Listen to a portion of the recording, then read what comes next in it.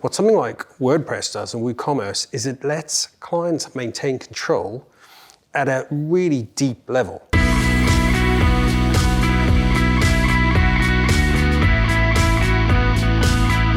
This is Velocitize Talks, and I'm Eric Jones. I'm here with Benno Wasserstein, the founder and managing director of Box UK. Benno, it's good to have you. Nice to be here, thank you. So tell us a little bit about Box UK and what makes you special in the among all of the agencies in the landscape. So we were set up about 23 years ago. I think what kind of differentiates us is we've always done large-scale enterprise development. So most of our clients are kind of very big organizations. We've always focused on scalability, security, and as we progressed into the WordPress space, we've taken all that learning and all that kind of enterprise knowledge into, as WordPress becomes even more prevalent in that space, I think we've been able to take that and kind of really benefit from it. The pandemic has obviously changed a lot in the digital space. How have you seen projects, customer requirements change since we started to experience all these things? Yeah, so it's for us it's changed massively. Clients are what might have been a 5-year digital transformation project is now a 6-month digital transformation project. So I think timelines have shifted, expectations have shifted. I think they very quickly realizing now that customer centricity is absolutely fundamental, and customers' expectations have shifted because a lot of customers have moved to things they weren't doing before the pandemic. So they're buying everything online, they're buying all their supermarket shopping online, and a customer now has expectations far in advance, I think, than pre-pandemic. And a lot of bigger organizations, many with legacy systems, are having to play catch up to try and address that interface issue. And so, it's kind of changed dramatically. How does that customer centricity manifests itself in some of the technology considerations? The challenges big organizations have often is they've got very old legacy systems that they've kind of patched over and they've tried to bring up to what we would call a kind of common standard. And so, but I think now it's reflecting in terms of technology choices, they're having to move a lot faster. But what they can't do necessarily is just get rid of their legacy system. So this is where kind of this whole multi-CMS type things coming into the forefront, where actually you can keep that legacy system and you can use a tool like WordPress, for example, and you can do something very quickly, cost effectively. And so you're still meeting your kind of core requirements, but you're actually able to meet those customer-centric requirements and you're able to move faster. And it's kind of getting that balance and the best of both. So is the speed thing one of the reasons why WordPress is winning? Because you can just get going so much more quickly with a WordPress? It's definitely a factor. Speed, cost, the security aspect is that always used to be a concern with WordPress. And I think that's really, a lot of organizations, because it's now in use amongst enterprise and that's hugely advanced as to where it was. So that's acceptable, but speed is definitely a key factor. You can move very fast. And it's the benefit of the open source world in that actually you don't need to reinvent things.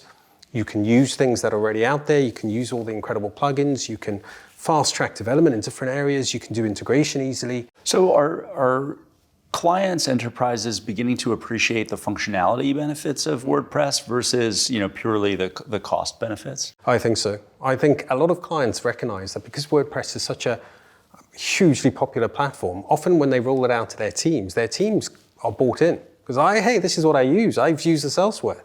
And so immediately that journey for big organizations trying to get their users on board and their employees on board is massively improved. So I think it's so many amazing factors, and I think it's really converging. And the pandemic certainly accelerated that, but I think WordPress was already on that journey, really moving fast track into enterprise. And I think COVID just pushed that on even further. Can you share a customer example where you were able to get a client, let's say, up and running very, very quickly, and kind of talk through the challenge and the solution, and then what business benefit you were able to deliver? So we've got a client who is, I think, almost $2 billion turnover, huge company, and very e-commerce advanced. So they've been doing e-commerce for years, incredibly proficient at it. But they wanted to break into other markets, and their big core technology is geared towards existing markets. And so what they wanted to do is try and break into these new markets and almost take a startup mentality.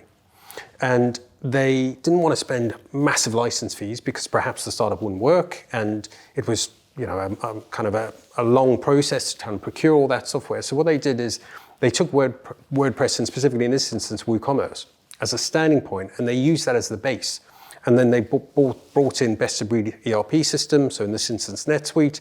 They looked at the best kind of third-party logistics provider, either people who do the shipping, and so on, and they brought it all together. And we worked with them to take something which, on its own, you would say, oh, that piece isn't necessarily enterprise-specific. But actually, when you bring them all together, what you've got is a very fast, rapid solution, far lower cost than some huge enterprise solution that we did in a very kind of short time period, in comparison to what would usually be involved. And what's magnificent about this is the company's doing brilliantly, which is fantastic. But most of all, the solution is scaling beautifully. Where do you see a lot of the demand for e-com and WordPress being or sort of coming from? Yeah, we definitely see it in organizations who want to do things very quickly and they want control. So they're amazing e-commerce platforms, as you know, and the challenge with a lot of those is they are ultimately proprietary. So if you sign up to one of these software as a service e-com platforms, as amazing as they are, you are tied to them. And you're quite strongly tied to them because you even code almost within them now. And so what something like WordPress does and WooCommerce is it lets clients maintain control at a really deep level. And because the skill set for something like WordPress is so broad, you're not tied into, we only need these specific types of developers because they're the only ones that can work on it. Actually, you've got a huge community of very proficient developers. And then the other thing, of course, is the cost model. And I think that's a key driver in that, again, as amazing as these SaaS-based products are, they take a percentage of your transaction quite often. And so if you're a high volume but low margin business, if you having to give up 1% or 2% or 3%, that can actually have quite an impact on your margin. Whereas something like WordPress and WooCommerce, you don't have to give up any margin. Do you think the other e-commerce platforms do as good a job in the sort of content and commerce area? I don't think they do because in many ways, the beautiful thing about WordPress and WooCommerce is, of course, they talk to each other. They are part of the same ecosystem.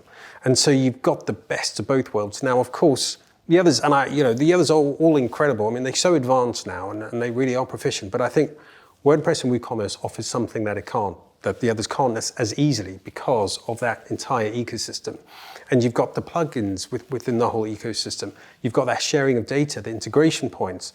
All of that is far easier, I think, in a kind of WordPress WooCommerce setup. How do you think Headless may change the game as far as digital experiences go? Yeah. So Headless is a very exciting part, and it's certainly the future of things. And it's actually, the concept's been around for quite a long time.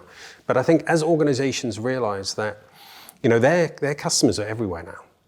And to have kind of multiple channels and multiple formats of data and not have to think about, we've got this front end and now we need to code this front end to correspond and, but we've got a native app now, but we've got to do something different for that. And to maintain your content in one place and then be able to shoot it out to wherever you need it is extremely powerful. And I think as organizations get onto that, because there is an investment and it's not always suitable for content-heavy organizations, it's perfect, but some organizations might actually be better off with a more traditional approach. But it's definitely for organizations as they grow, it becomes, it's absolutely perfect. And I think, although it's not a silver bullet, it's definitely at the forefront. Are there any benefits that you see in terms of having WordPress as the back end of a headless experience versus other, CMSs? I don't know what the stats say, but I think WordPress is one of the most used headless CMSs out there, and it's for a reason, because it is so, it can be very powerful, but it's just very lightweight. And I think you can get started. Speed is one of the key things for us with Headless, is you can move so fast, and you can go as complicated as you want, or you can do really lightweight. And I think that's where WordPress has a huge advantage, and of course the fact that it's open source. Are you seeing any more objections coming from people like, it doesn't tick the box in security, or it doesn't do this? Are you hearing any of that anymore? We still get it. I think security is always the number one. And when you deal with big organizations, like a lot of our clients, they'll have huge dedicated InfoSec departments. And InfoSec, it's still an issue. Now, it's getting less so, but there's definitely still concern, it's not secure. Or all these plugins, how do you maintain all the plugins? And what happens if you don't update them? And how are you going to manage that? And we know, of course, they're very good ways of doing all of this. And I think we've managed to work closely with InfoSec teams, and actually often now, I think they probably think it's actually a lot more secure than some of their other legacy systems. What's the best piece of professional advice that you've ever been given? Or maybe what's a favorite quote that you have? I think professional advice is always, well, it's a couple of things. One is, I think, persistence. And I set up this business 23 years ago, and of course, we've seen .com crashes, we've seen lots of different things, ups and downs. And I think, again, I'm so thankful. There were times when I was much younger when, I really want to quit. This is too hard or whatever. Now I look back and think, thank God I didn't. It's phenomenal. We got through it. It's brilliant. So that, I think, persistence is one. And then the other thing is, and this is something in our culture of our business, is treat every single person with 100% respect, and whoever they are. Be nice to everybody, because you want to be a good human being, and I think that's the kind of thing that has always resonated me, and I think it's part of our culture, and I hope it's kind of something which the youth of today will bring to the forefront of how we all move forward. Do you have a book that you'd like to recommend to our viewers? So I'm currently reading a book called The Power of Geography, which is a Tim Marshall book. He wrote a fantastic book called Prisoners of Geography, and I think again with everything that's going on in the world. It's a fascinating look at how, he specifically in this book talks about 10 regions of the world which have a huge influence on kind of the makeup of everything geopolitical going forward. So definite recommendation. Awesome. Thanks so much, Benno. Good. Thank you. That was Benno Wasserstein, the founder and managing director of Box UK.